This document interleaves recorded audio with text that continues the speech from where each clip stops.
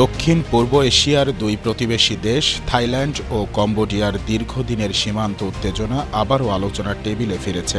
সাম্প্রতিক সংঘাতে প্রাণহানি ও ব্যাপক বাস্তুচ্যুতির পর দেশ দুটি নতুন করে যুদ্ধবিরতিতে সম্মত হয়েছে, এমন তথ্য জানিয়েছেন যুক্তরাষ্ট্রের প্রেসিডেন্ট ডোনাল্ড ট্রাম্প। তার ভাষ্য অনুযায়ী সব ধরনের গোলাবর্ষণ বন্ধের সিদ্ধান্ত তাৎক্ষণিকভাবে কার্যকর হয়েছে।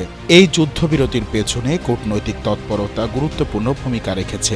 থাইল্যান্ডের প্রধানমন্ত্রী অনুতিন চার্নভিরাকুল এবং কম্বোডিয়ার প্রধানমন্ত্রী হুন মানেতের সঙ্গে পৃথক ফোনালাপের পর ট্রাম্প সামাজিক যোগাযোগ মাধ্যমে এই অগ্রগতির কথা জানান। মালয়েশিয়ার প্রধানমন্ত্রী আনোয়ার ইব্রাহিমের মধ্যস্থতায় প্রণীত শান্তি চুক্তিতে তিন নেতার স্বাক্ষর থাকায় আঞ্চলিক কূটনীতিতে এটি একটি উল্লেখযোগ্য ঘটনা। সীমান্ত সংঘর্ষে অন্তত ২০ জন নিহত এবং প্রায় ৫ লাখ মানুষ ঘরছাড়া হওয়ায় মানবিক সংকটও গভীর হয়েছে। এর আগে গত জুলাইয়ে একটি প্রাথমিক যুদ্ধবিরতি হলেও নভেম্বরে ল্যান্ডমাইন বিস্ফোরণের ঘটনায় থাইল্যান্ড চুক্তি স্থগিত করলে নতুন করে উত্তেজনা ছড়ায়।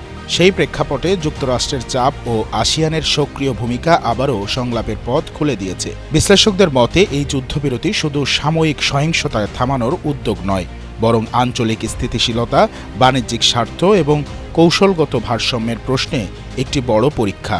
চুক্তি টেকসই করতে পারস্পরিক আস্থা, সীমান্ত ব্যবস্থাপনা ও আন্তর্জাতিক পর্যবেক্ষণ এখন সবচেয়ে জরুরি।